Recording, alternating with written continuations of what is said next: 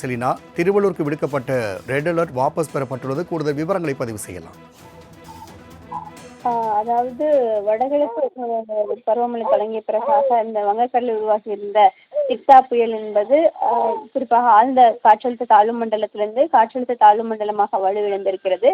மேலும் இது ஆழ்ந்த காற்றழுத்த தாழ்வு நிலையாக வலு இழப்பதற்கான வாய்ப்பு இருக்கக்கூடும் என்று வானிலை ஆய்வு மையம் தெரிவித்திருந்த நிலையில் இன்று திருவள்ளூர் மாவட்டத்திற்கு சிவப்பு நிற எச்சரிக்கை, அதாவது அதி கனமழைக்கான சிவப்பு நிற எச்சரிக்கை என்பது விடுக்கப்பட்டிருந்தது.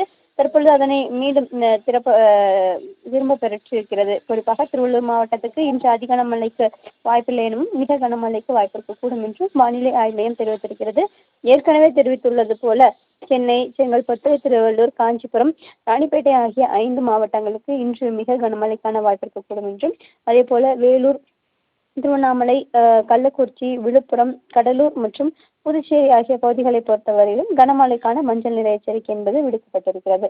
செலினா, திருவள்ளூருக்கு விடுக்கப்பட்ட ரெட் அலர்ட் வாபஸ் பெறப்பட்டுள்ளது. கூடுதல் விவரங்களை பதிவு செய்யலாம்.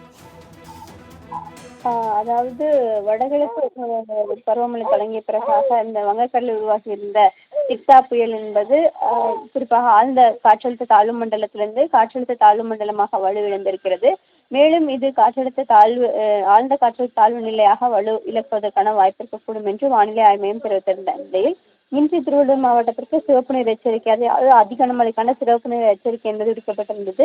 தற்பொழுது அதனை மீண்டும் திரும்ப பெற்றிருக்கிறது. குறிப்பாக திருவள்ளூர் மாவட்டத்துக்கு இன்று அதி கனமழைக்கு வாய்ப்பில்லை எனவும் மிக கனமழைக்கு வாய்ப்பு இருக்கக்கூடும் என்றும் வானிலை ஆய்வு மையம் தெரிவித்திருக்கிறது. ஏற்கனவே தெரிவித்துள்ளது போல சென்னை, செங்கல்பட்டு, திருவள்ளூர், காஞ்சிபுரம், ராணிப்பேட்டை ஆகிய 5 மாவட்டங்களுக்கு இன்று மிக கனமழைக்கான வாய்ப்பு இருக்கக்கூடும் என்றும், அதே போல வேலூர், திருவண்ணாமலை, கள்ளக்குறிச்சி, விழுப்புரம், கடலூர் மற்றும் புதுச்சேரி ஆகிய பகுதிகளை பொறுத்தவரையிலும் கனமழைக்கான மஞ்சள் நிற எச்சரிக்கை என்பது விடுக்கப்பட்டிருக்கிறது.